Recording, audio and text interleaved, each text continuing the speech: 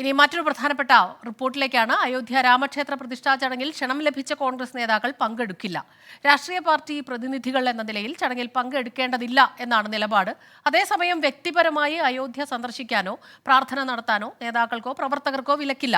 വിഷയത്തിൽ പരസ്യ പ്രസ്താവനകൾ വേണ്ടെന്ന് സംസ്ഥാന ഘടകങ്ങൾക്ക് ദേശീയ നേതൃത്വം നിർദ്ദേശം നൽകി. നേതാക്കളുടെ അഭിപ്രായ ഭിന്നത പാർട്ടിയെ പ്രതിസന്ധിയിലാക്കിയതിനു പിന്നാലെയാണ് നടപടി. അന്തിമ തീരുമാനം ആലോചിച്ചെടുക്കുമെന്ന് AICC general secretary KC Venugopal പറഞ്ഞു. മാധ്യമപ്രവർത്തകർ ഫോൺ വിളിച്ചാൽ പോലും കേസെടുക്കുന്ന കാലത്ത് മറ്റൊന്നും ചർച്ച ചെയ്യാനില്ലേ എന്നും KC വേണുഗോപാൽ. നിങ്ങൾക്ക് ഈ ഇതിലുണ്ടാക്കി കോൺഗ്രസിനെ എങ്ങനെയെങ്കിലും കെണിയിൽ വീഴ്ത്താൻ പറ്റുമോ? ഇതാണല്ലോ ചോദ്യം. ഇപ്പം രാജ്യത്തിൻ്റെ വിശാലമായ താല്പര്യം നിങ്ങൾ മനസ്സിലാക്കേണ്ടത് ഇതിനെന്താ ചെയ്യുന്നത് ഒരു സർക്കാരിൻ്റെ ആഘോഷമായിട്ട്, ഒരു പാർട്ടിയുടെ ആഘോഷമായിട്ടാണോ ഇത്തരം ചടങ്ങുകൾ മാറ്റേണ്ടത്? അങ്ങനെയല്ല മാറ്റിക്കൊണ്ടിരിക്കുന്നത്. ദേശീയ മാധ്യമങ്ങൾ ചാനൽ എടുത്ത് നോക്കിയാൽ ഒറ്റ വിഷയമല്ലേ ഉള്ളൂ. ഓക്കെ, അത് താങ്കൾ പറയാമല്ലോ, വെയിറ്റ്